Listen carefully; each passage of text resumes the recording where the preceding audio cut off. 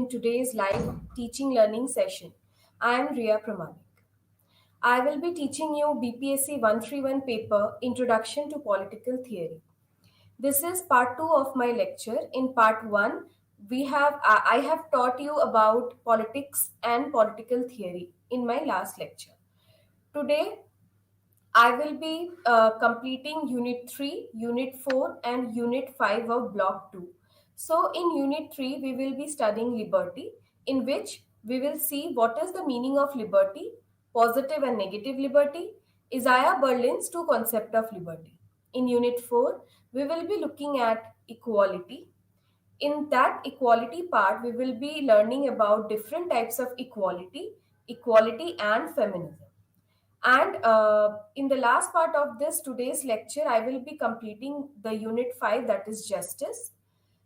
In this part, we will be learning about meaning of justice, social justice, and John Rawls' theory of justice. So let's begin. So let's start with Unit 3, that is liberty.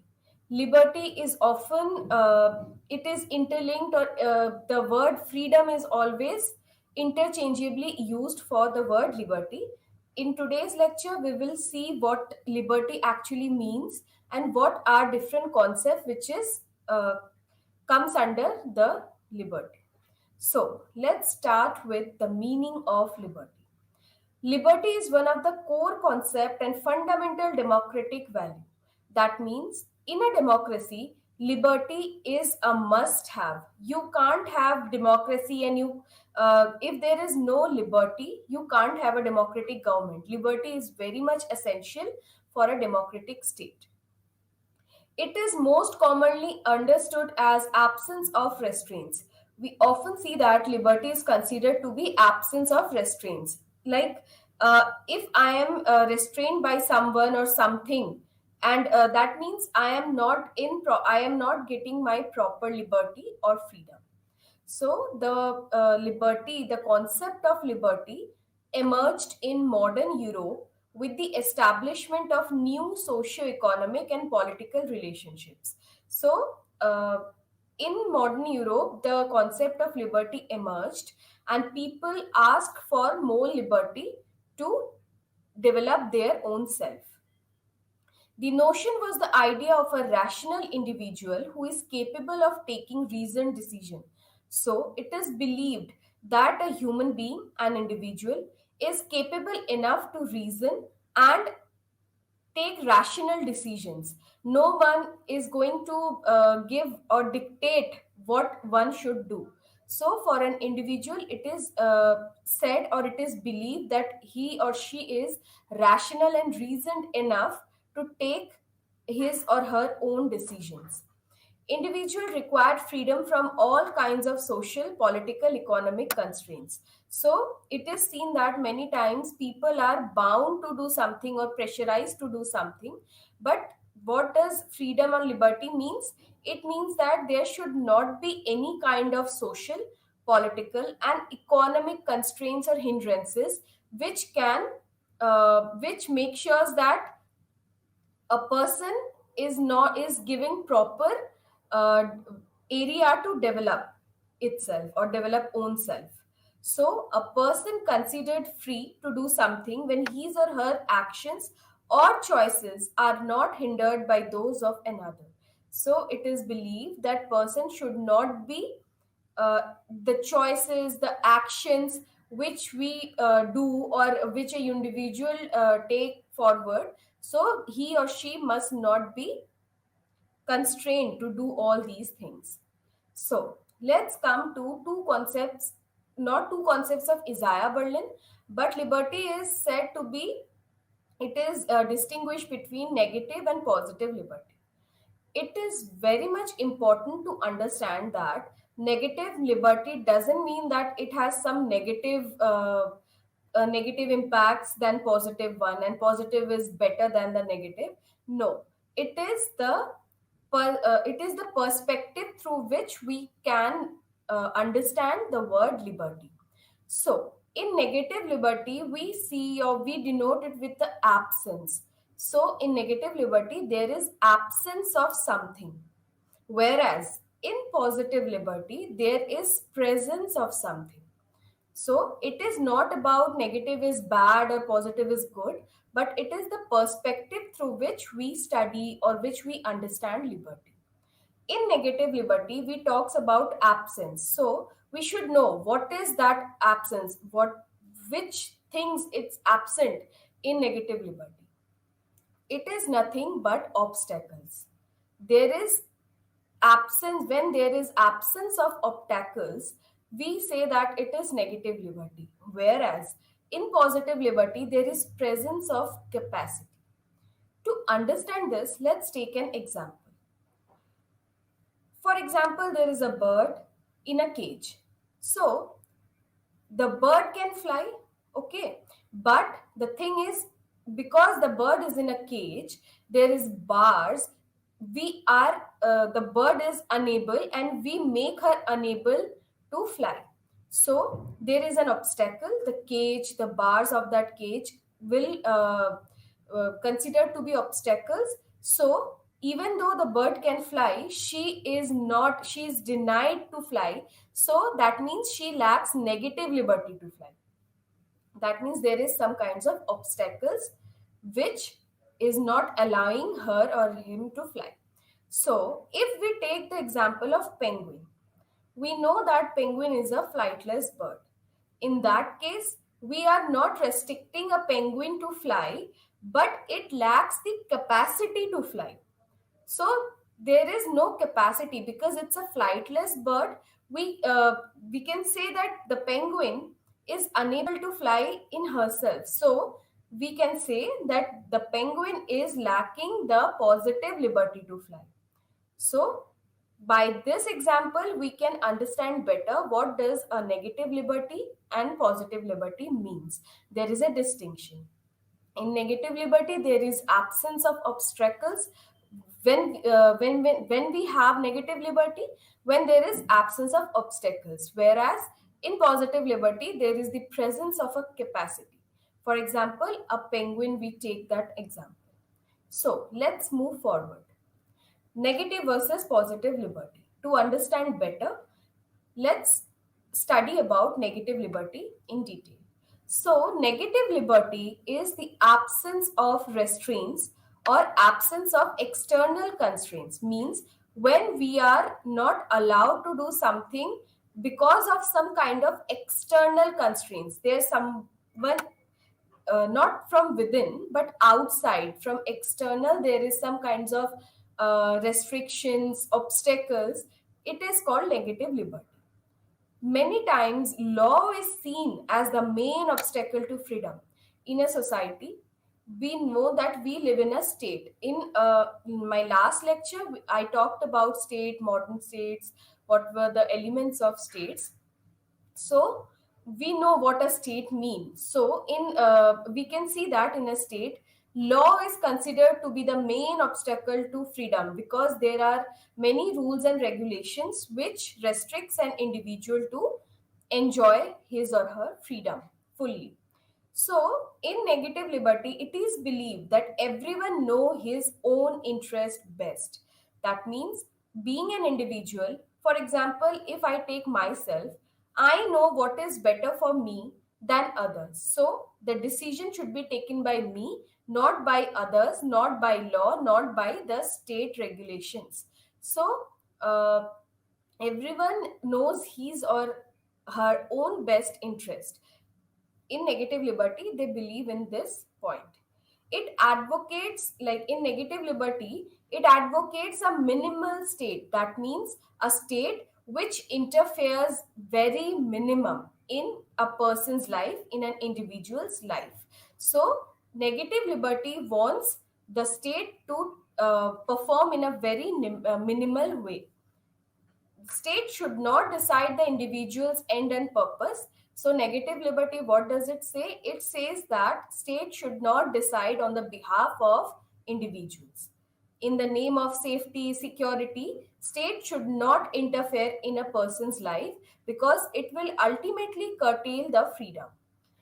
It also talks about freedom of choice. That means an individual should have choices to choose implies that the individual can make unhindered and voluntary selections from a range of different options. So, in freedom of choice, it means that a person should have that much of voluntarily, there should the ranges of different options from which a person can choose.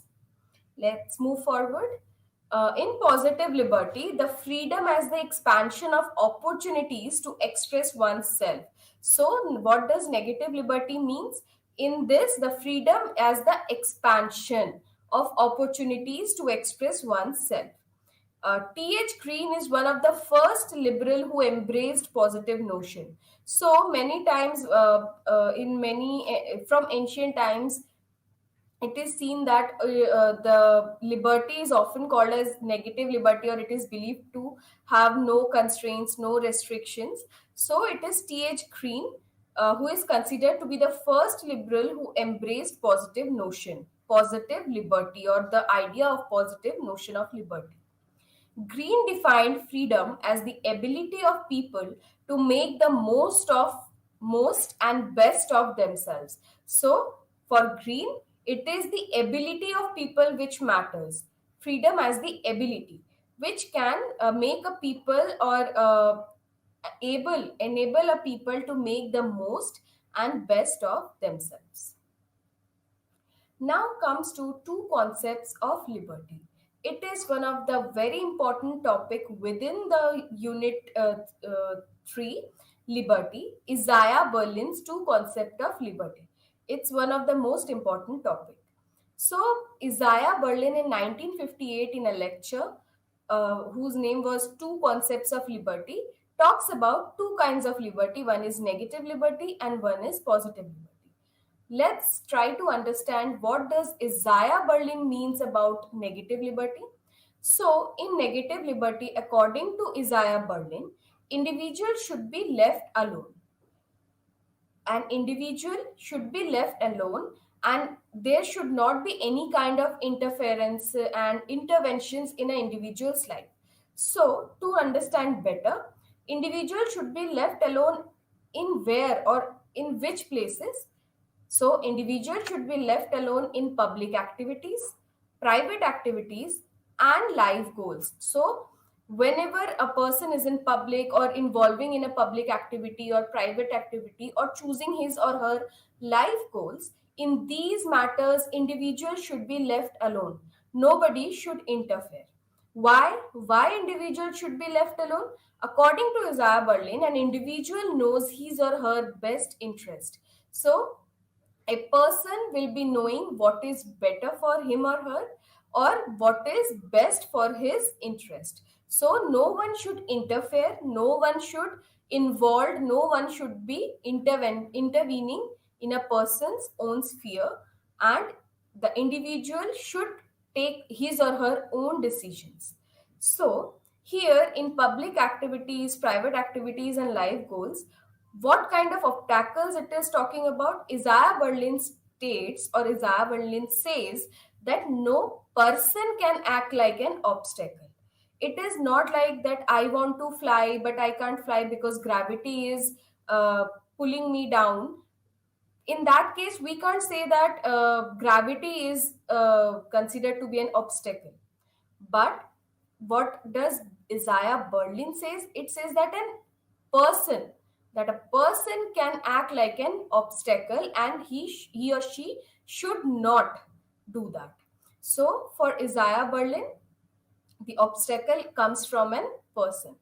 So we also should understand that a person could not be only one individual, but a group of people which comprises government, social norms, and traditions. So it is not necessary that it talks about only one individual, but person or a group of person can comes under this. In negative liberty, we should understand the role of state. Okay, so we learned about a state, and I also told you in my previous lecture that how state and political theory are interlinked, and it is very important to understand state. So, in negative liberty, there is a role of state, where the negative liberty says that state can't decide for you and intervene. Okay, so state is not advisable to intervene, and negative liberty talks that there should be minimal interference of state in a person's life. But state can provide legal framework where we, or all of us, can pursue our goals. So it means that state should provide a legal framework which help us to grow ourselves, which help us to pursue our own goals. So negative liberty wants a minimal state, and the only minimal role it should play should be by providing legal framework for us, which will ultimately help an individual to grow, to pursue their own goals. It is often said that negative liberty is about freedom to starve, because, for example, there is a beggar, or where there is a poor person who is unable to uh, collect or provide means to his or her family because of poorness and poverty. In that case, negative liberty tells about not to intervene. Like, it is said that state should not intervene. That means in that case, that poor person will die because of hunger. So it is often said that negative liberty is about freedom to starve. But negative liberty is not about freedom to starve. Why? Because here state intervention is not completely prohibited. It is not said that it is completely prohibited, but minimal interference or minimal interventions of state is required. So in that case, when a poor person needs food, needs shelter, in that case state can intervene. But here we should remember that state can't say that because of the intervention of state, it provides or it gives a person more liberty. State can't say that. So the only thing a state should do is to provide minimum support to its citizens, and minimum interference to its people. Now, positive liberty. Positive liberty gives individual two things. One is freedom to become and freedom to do. Here, freedom to do what? It talks about freedom to do what one should do. What one should do. That means a person is required to do something which is important, and that particular work is allowed, like freedom to do what one should do, whereas freedom to become what one should become. So here a person should not become a thief. Okay, so in this case it's said, it preaches that one should become, so he or she should become a good citizen, a good person, a good human being, and not a thief, or not a thief or a druggist. So positive liberty says that individual should become, or there is a freedom which a person should become or should do. So, in positive liberty, there is a theory of self provided by Isaiah Berlin. It talks about a higher self and a lower self. So, according to Isaiah Berlin, the higher self is controlled by reason, okay, which provides self mastery. Like for Isaiah Berlin, higher self provides or freedom to self master oneself, whereas lower self is controlled by desire, or it is irrational in nature. To understand this better, let's take an example. For example, if a person is into drugs or smokes, he is guided by his lower self, because being a individual, he should not do these kinds of things which can affect his health and others around. So because that person is a smoker, he smokes, so he is controlled by his desire, and his desires are irrational. Why? Because he is not thinking, or he is not taking to the decision to smoke by his reason. So higher self talks about control by reason, what one should do. So It is very important for Isaiah Berlin that a person should control his lower self, his or her lower self, and his or her higher self should be outshined.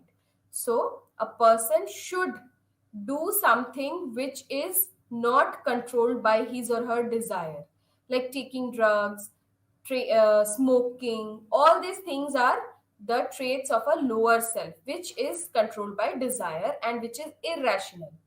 Higher self talks about reason, rationality, a decision taken by a people through reason. Okay, so positive liberty. Next comes positive liberty. In positive liberty, role of state. So, in positive liberty, Zaya Berlin states that a state intervention is welcome. Okay, this is in total contrast with negative liberty, because there it is said that a state should interfere very minimum. But in positive liberty, the role of state is very interventionist and state should intervene and it is welcomed. Why? Because according to positive liberty of Isaiah Berlin, the state intervention increases liberty. When should state intervene? It is also very important that in which cases. So, Isaiah Berlin said that when someone is not controlled by his or her higher self, at that point of time, state should intervene. For example, if there are crimes, people are doing crimes because of desires to earn more. So in that cases, he or she is not controlled by higher self. He or she is doing these kinds of crimes, robbery and all, because to satisfy their desires. In that case, state should intervene because that person is not controlled by his or her higher self. So, in this case, state of role or state intervention is welcome. Let's move on to equality. We have heard the word equality, but we should know it in detail. So, in this chapter, Unit 4, we will be talking about equality and know it better, and we will be describing it. So, there are different types of equality. The first one is formal equality, about which we will be learning today. So, in formal equality, all individuals should be treated equally, irrespective of his or her religion, gender, caste, class, creed, area of birth, anything. There should not be any kind of inequality. All individuals should be treated equally. The idea is the principle of legal equality or equality before the law. So, in front of law, we often seen that the symbol of law is often blindfolded. Why it is that? Because in front of law there should not be any kind of partiality. So, because of someone's background or someone's status or class, the court or the law should not impart the justice according to his or her background and qualifications. In front of law, everyone is equal, irrespective of all the background, caste, class, gender, etc. So, individuals should be treated equally by the law, irrespective of their caste, race, color, gender, religion, social background, and so on. We have often heard about apartheid. Okay, so what is that? In apartheid, there is seen that there is a discrimination because of the skin color. So, formal equality talks about that whether a person is dark skinned or white skinned, it doesn't matter. In front of law, everyone is equal. Okay, so formal equality talks about that. Let's move on to equality of opportunity. Equality of opportunity says that there should not be any kind of obstacles that prevent self development. So it says or it preaches about removal of all those obstacles that could prevent a person from his or her self development. Careers should be open to talent and promotion should be based on abilities. So, in case of promotions, there should not be any kind of other things which should matter. Only thing should matter is talent and abilities of that person. Not because he belongs to an affluent family, it someone should get a position. So, equality of opportunity means equal opportunity provided to all of the people, irrespective of their social strata. So, qualities like talents, skills, hard work, and so on are morally defensible. So, what does quality of opportunity says that if a person to person the qualities, abilities and skills varies, so that kind of inequality in talents, skills and hard work is morally defensible because it is something which is natural, which comes with talent and hard work. Okay, but any kind of differences like poverty, homelessness, etc should not be there. So the differences or the qualities like talents, the inequalities in talent, skills. Someone is good in painting, the other one is good in music. In that case, it is morally defensible that there can be differences. But apart from that, there should not be any kind of socially created differences like poverty, homelessness, etc. Let's move on to equality of outcomes. So, in Marxist opinion, that any right to equality circumscribed by a bourgeois economy can only be partial. So, it is said that in a society where there is capitalism prevailing, in that kind of society, if someone is said that he or she is provided with equality, according to Marxist opinion, it will only be partial because absolute social equality can be achieved only when private property be abolished. So, as I talked about Marxism or the historical materialism in part 1 of my lecture, we understand that what Marx talks about or what this Marxist ideology talks about. It said that private property should not be there and it should be totally abolished. Otherwise, the society will not be able to become equal. So, it is very important to abolish private property to impart equality to its citizens. It measures how successful we actually are, whereas equality of opportunity is a measure of how equal our chances of success are. So, in equality of opportunity, there is it talks about that everyone should be given an opportunity. Okay, so for example, a girl is also provided the opportunity uh, to go for a particular position or in an office. Okay, in a job interview for example, a woman is going and there is also a man. So equality of opportunity is that both of them should get the same opportunity because of her gender or because of her social background. She should not be restricted to go for that job because she is equal and she also should be given the equal opportunity. But what about the equality of outcome?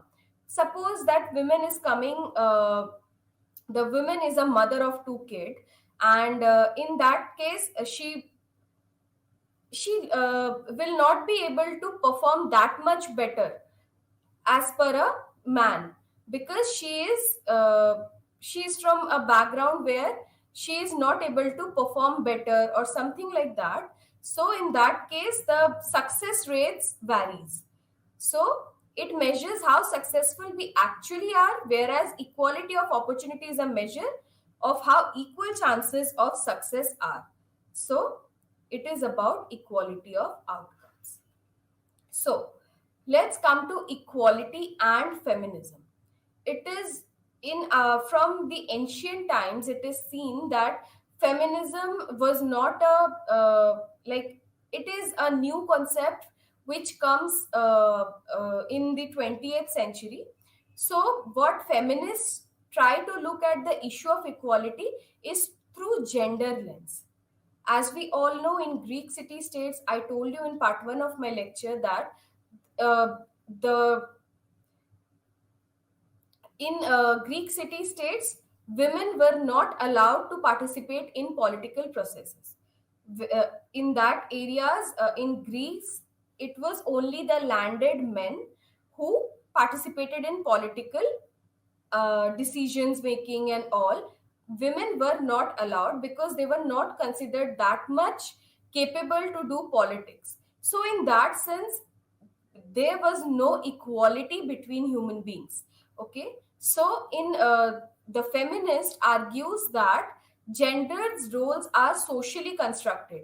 It is not biologically, but socially it is said that women are weak in compared to men.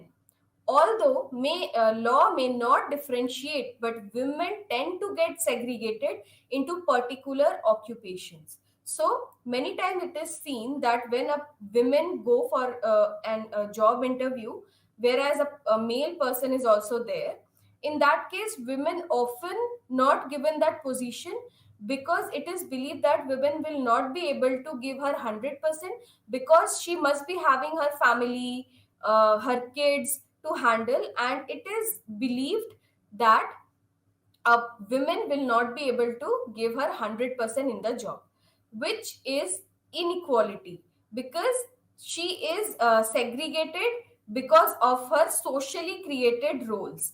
So although law may not differentiate, but women tend to get segregated into particular occupations also, because it is often seen that women are encouraged to go in teaching, because it is believed that in teaching, in school teaching basically, women can come back soon so that she can also handle her kids and family in a proper way, whereas men are allowed to stay late till night because he is safe in that sense. Because of safety and all, there is a gender bias in occupations as well.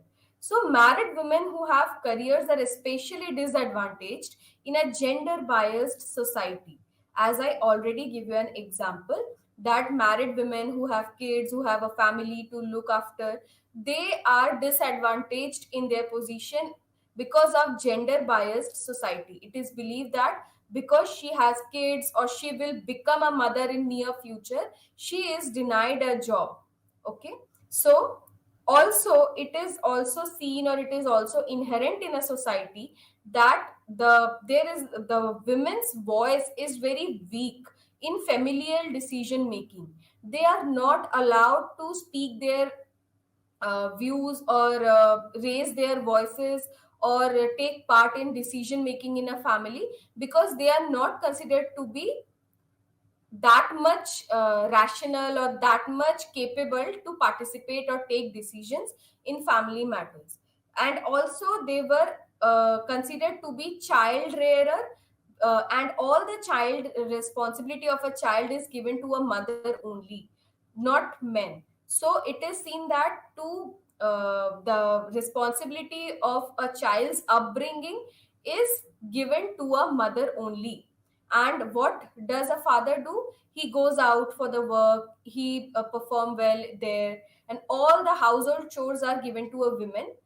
Even in they we can see that many times women are not allowed to work after marriage, because it is said that all the responsibilities of the household should be borne by the women only. Nothing to do with natural and spontaneous operation of choices, but because roles are socially constructed. So, this differences between a man and a woman is not biological, but uh, these are all socially constructed. Okay, so it is seen that it is not that a male person or a male can't handle a child, but because it is socially constructed that a baby should be with a mother only, these all the things are socially constructed and which restricts a women to perform better in other things. So it is about equality and feminism. Let's move on to justice. Unit 5, justice. It is very important topic, and justice is something which is very much needed in a state or a society to maintain peace and order. Otherwise, if there is no justice, there will be anarchy all over the state. So let's begin with justice. So, what is the meaning of justice?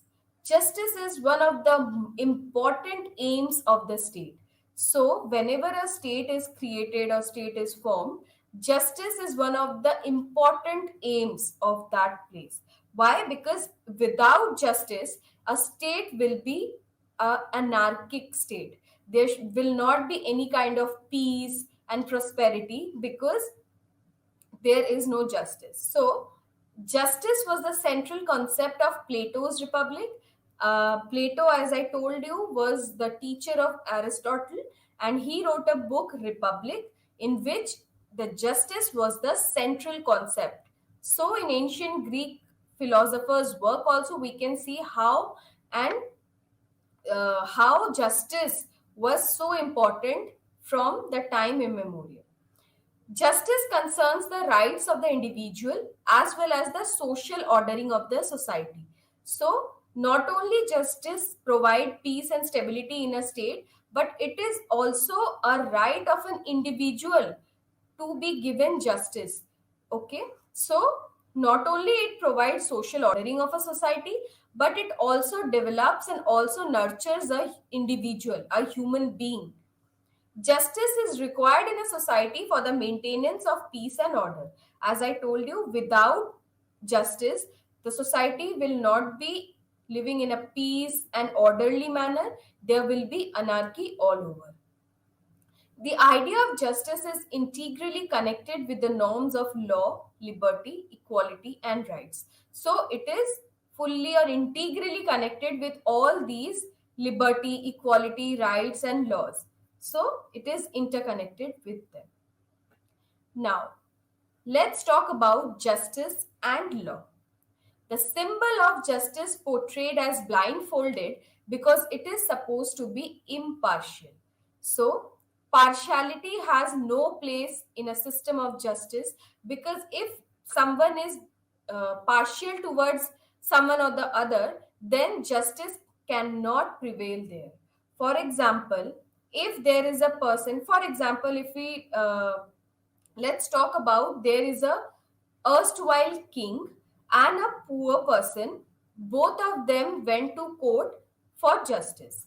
But if the the person who is providing justice to them is partial towards that rich king, erstwhile king, because he's a king, he's from a higher position, he can't say wrong, like that, if he believes in him, then the poor person will not be provided with proper justice. Why? Because he will be partial towards that person because of his or her background and affluence. So, impartiality is a precondition to justice. To provide justice, one should not give place to partiality. If there is partiality, then there will not be any kind of justice. Now comes to justice and discrimination. Aristotle says injustice arises when equals are treated unequally. Let's read it again. Injustice arises when equals are treated unequally. What does it mean? To understand this point, we should take an example. If we talks about that there is a difference in sexes and then we are providing or we are discriminating because a person is a male and the other one is female, in that case, because both of are equals and we are providing there will be, and we if we are discriminating between equals, then it is injustice. So, injustice arises when equals are treated unequally. In this example, between a male and a female, we can see that in justice arises. Why? Because we are treating equals, like human beings, both of them are human beings, unequally. So let's take an example of weightlifter. For example, somebody is practicing or somebody is participating in 50 kilo weightlifting, whereas the other one is participating in 55 kg weightlifting. In that case, they both are not equal because both the weightlifters have their different categories. In that case, we can't say that we are discriminating between that, and we are doing injustice to them, because both of them are not equals. They are playing from different categories, one from 50 kilo, one from 55 kilo. In that case, we can't say that we are doing injustice. But injustice arises when equals are treated equally. If both of them from 50 kgs are playing, so player A is also from 50 kg and player B is also from 50 kg, and if we are discriminating among those two candidates or players, in that case we can say that we are doing injustice to one of them. So, according to Aristotle, injustice arises when equals are treated unequally. According to Plato, man should practice one thing only to which his nature is best adapted. So, justice, according to Plato, is a person should practice one thing only to which his nature is best adapted. That means whatever he is best to do or best at, he should do only that thing, nothing other, and this will be justice to him or her. Okay, so we can see that both Plato and Aristotle are Greek philosophers. Plato was the teacher of Aristotle and Aristotle was the disciple. But both of them are talking about justice, but the way they are discussing or the way they are defining justice is different. So it is very important to know or understand Aristotle's point of view, which talks about injustice arises when equals are treated unequally. Whereas Plato is also important because he says that if a person is good in doing, for example, if a person is good in ruling people, so he must rule people. He should not do something else. He should rule people. Okay. So, according to Plato, this is justice.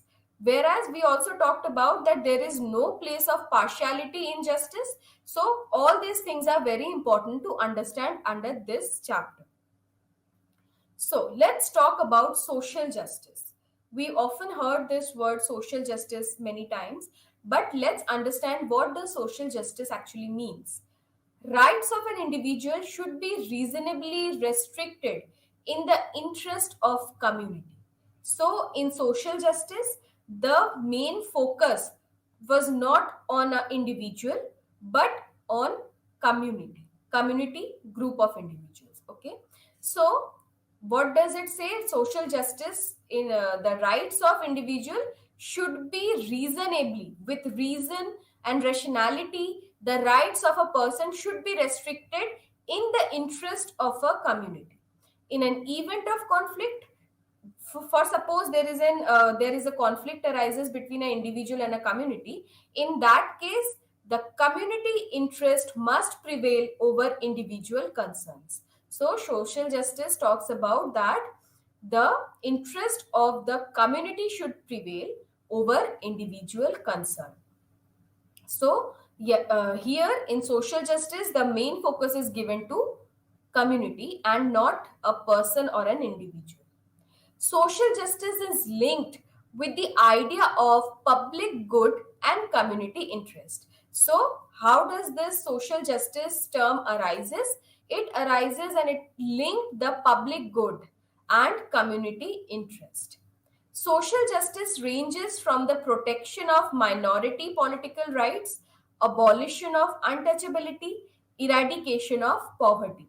So, where social justice works, in case where there is a high need of protection to minority political rights, abolition of untouchability. You must have know that the Constitution of India in Article 17 abolishes untouchability, which was a practice coming since ancient times in India, and it is abolished because it is very much against equality, the notion of equality, and it discriminates among people because of their caste. So, abolition of untouchability, then eradication of poverty, all these things which is community based, they are provided with justice, and it is known as social justice. And to provide justice to these communities and group of people who are victims of these kinds of practices like untouchability and all, they should be provided justice. And in that case, an individual, the in that case, the interest of the community will prevail over a individual concern. So, there is also criticisms of social justice because social justice enlarges the activities of the state. So, to provide social justice, we can see that there the involvement, the interference of state will increase a lot. Where the officers of the state develop vested interest, such subjective determination is not likely to serve the ends of social justice. So, for example, if suppose a state wants to interfere in a activity which is not which is against social justice, in that case, for example, state is not a human being. State is a part of organization where people used to work. So, for example, if a officer of the state develop vested interest, that means his own personal interests and all, in that case he will not be able to provide social justice the way he should do. So, in that case, it states that the role of state increases very much in the name of providing social justice. Policies of social justice and their implementation require curtailment of liberty. It is also seen that to provide social justice, the liberty, the freedom of an individual is curtailed, which is not like the critiques of social justice tells about or talks about that it is not a good practice because it is curtailing the freedom of an individual. Also, it is very difficult to assess the basic needs that have to be satisfied to fulfill the criteria of social justice.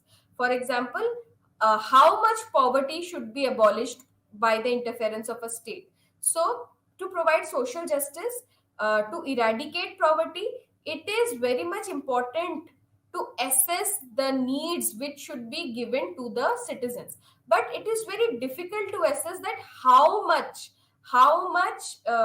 needs should be like how much basic needs should be provided, or how much intervention of state is required to eradicate that poverty. So there is a difficulty to assess the basic needs that had to be satisfied to fulfill the criteria of social justice. Let's move on to the last part of our today's lecture, that is John Rawls' theory of justice. It is one of the most important topic of Justice chapter unit 5. So, John Rawls wrote a book called A Theory of Justice. In this book, he talks about wheel of ignorance. Wheel of ignorance is a hypothetical original position. For example, to understand this, for example, there is a wheel of ignorance in front of all of us. We don't know from which background we are, or which state we belong to, which country we belong to, which we are belong to, which religion, which caste, which creed, which color we will be, skin color, I mean to say. So, in that case, there is a wheel in front of us, and we don't know what we will become or what we are beyond that wheel. So, in that case, under these circumstances, people will agree to accept two principles of justice. So, in that case, when nobody knows what they are, who are they going to settle with, what will be their assets, what will be their economic conditions, nobody knows. In that case, each person is to have equal right to the most extensive liberty compatible with a similar liberty to others. For example, there are five people standing and there is a wheel of ignorance in all five, in front of all five of them. In that case, suppose nobody knows who will become a, disabled person after the wheel, after beyond the wheel. So suppose a person in five of them, nobody knows that they will be healthy or not, they will be provided with all the body parts or not, maybe they, someone will be disabled. In that case, what happened, each and everyone will ensure that most of the liberties and rights should be given to the person of a society, so that if they belong to that position, or they are the one who is disabled, he or she should also get all the rights, equalities and liberties like all others. In that case, they will provide the most extensive liberty compatible with a similar liberty to others.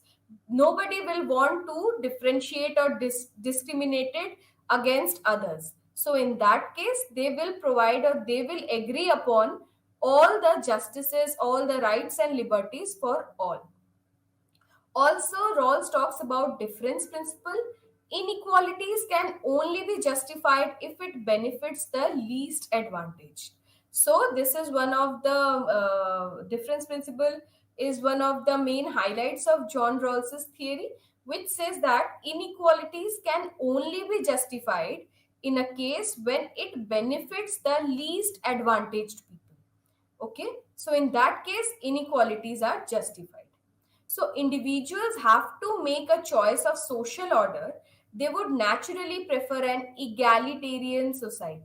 So if a person behind wheel of ignorance, if they are given a choice to make a social order, at that case, at that point of time, in that situation, all the persons would prefer naturally an egalitarian society, because they will not be able to know that after this whale goes, like after someone is uh, taking the veil off, what will be their position in the society.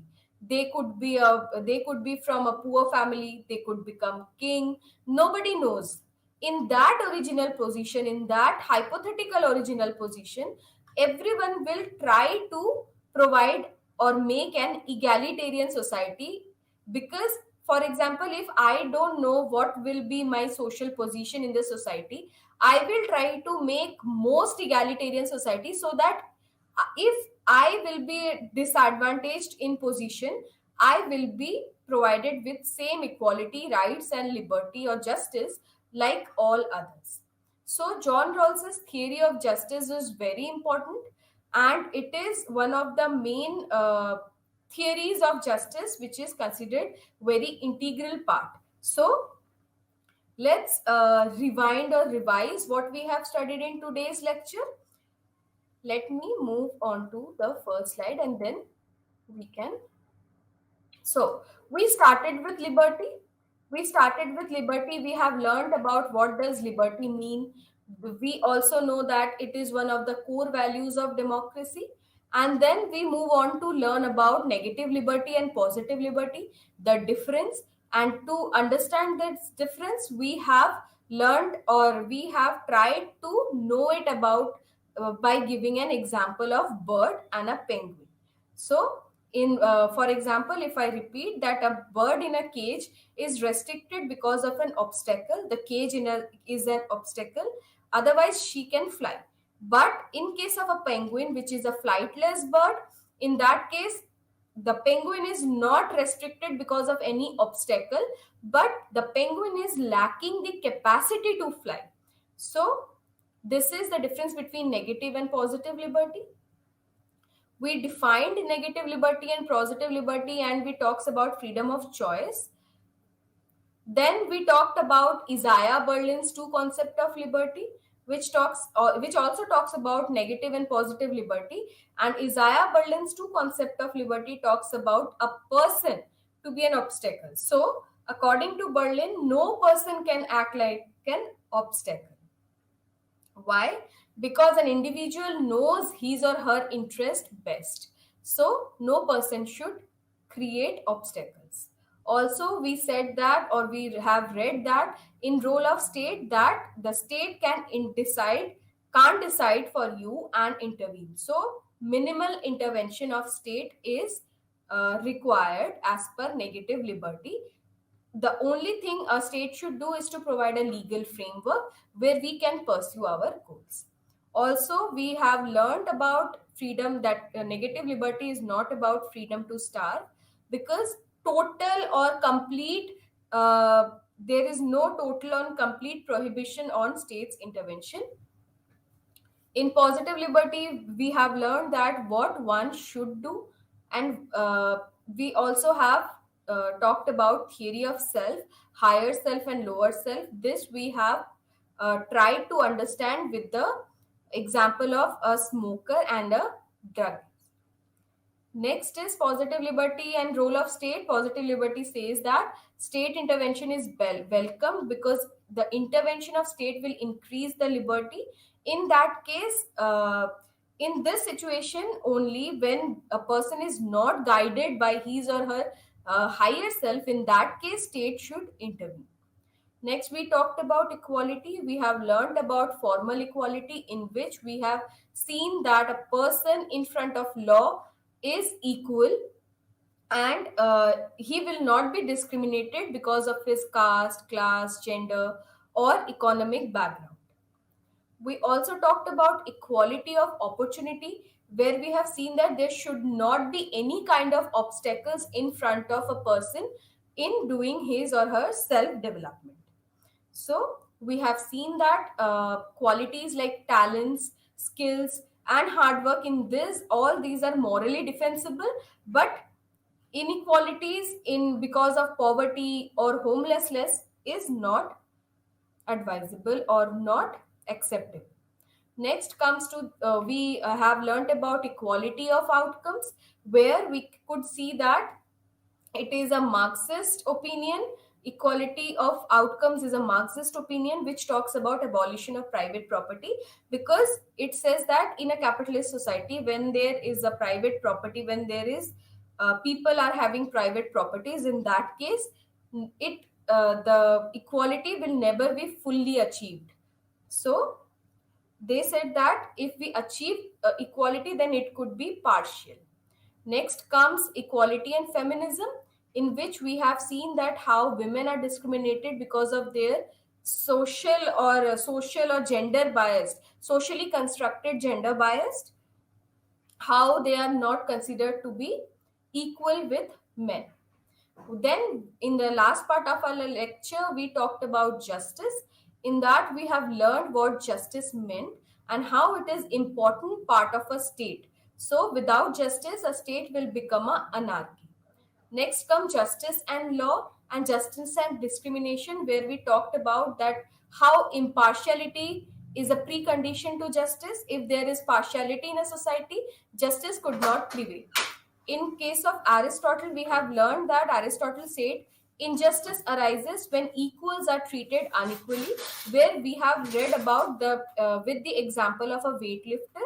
And we also learned about Plato, that a man should practice one thing only to which his nature is best adapted. Then we talked about social justice, where community interests come first instead of individuals' interest, and in conflict, the community interest must prevail over individual concerns. We have also learned about social justice and its criticisms. And then, in the last part of our today's class, we talked about John Rawls' theory of justice and wheel of ignorance and difference principle. So, in our next online session, we will be moving forward, and we will be studying about Unit 6 rights and Unit 7 democracy. So, I will be discussing about rights and democracy, which is very important to understand. We often have heard about rights, but we don't know what rights mean.